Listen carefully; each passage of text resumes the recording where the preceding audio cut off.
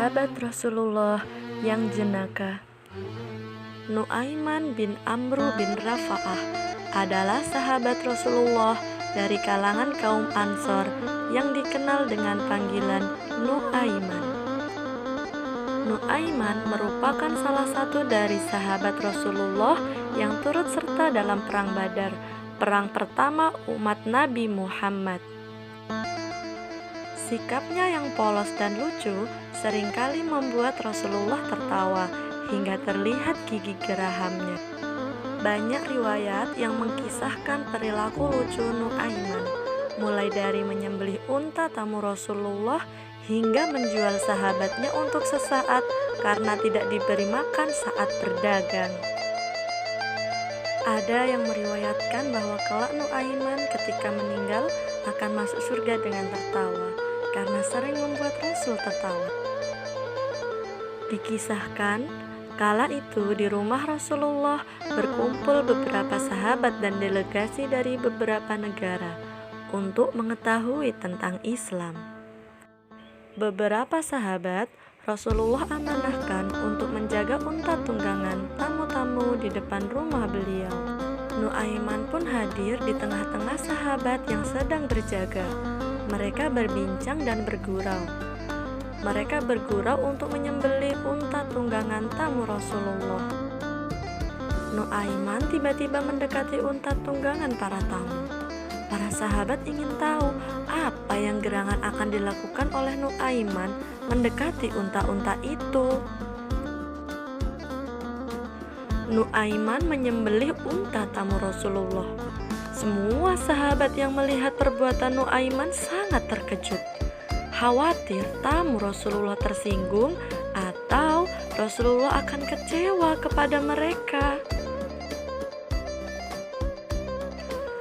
Nu'aiman merasa sangat takut jika Rasulullah akan marah melihat tunggangan tamunya disembelih.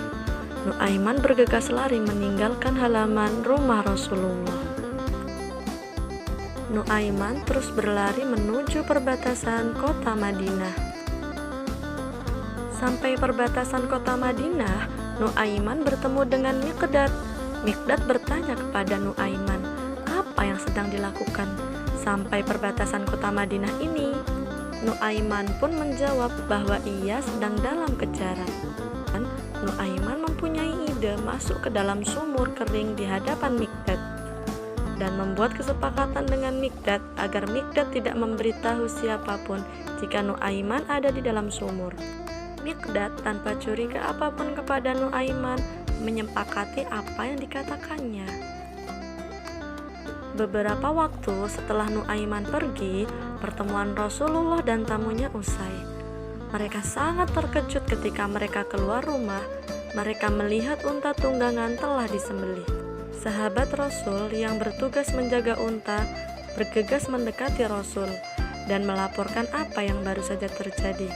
Rasulullah tersenyum mendengar Nu'aiman lah yang menyembelih unta tunggangan tamu-tamu beliau. Kemudian Rasulullah mengambilkan uang dan memberikan kepada sahabat yang bertugas jaga untuk mencarikan unta yang baik dan gemuk sebagai ganti unta tamu-tamunya. Setelah mengganti unta para tamu dan tamu Rasulullah melepas sauh, Rasulullah dan para sahabat mencari Nu'aiman. Rasulullah dan para sahabat berjalan mencari Nu'aiman. Mereka terus berjalan sampai perbatasan kota Madinah. Di sana mereka bertemu Miqdad. Rasul pun menanyakan keberadaan Nu'aiman kepada Miqdad.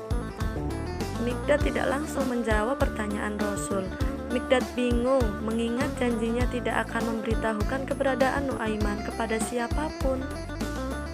Namun, Miqdad tidak sampai hati untuk berbohong kepada Rasulullah. Miqdad menutup mata sembari mengatakan tidak tahu, sedangkan tangannya menunjuk arah sumur tempat Nu'aiman bersembunyi.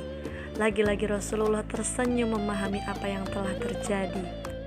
Dan benar saja, ketika dibuka pelepah kurma yang menutupi bibir sumur, nampaklah Nu'aiman yang kotor, terkena tanah, berdada di dasar sumur. Para sahabat membantu Nu'aiman naik keluar dari sumur. Nu'aiman berhasil diangkat naik. Rasulullah menatapnya sembari membersihkan pakaiannya yang kotor. Beberapa saat Nuaiman dan Rasulullah saling tatap, dan Rasulullah tertawa hingga terlihat gigi gerahamnya.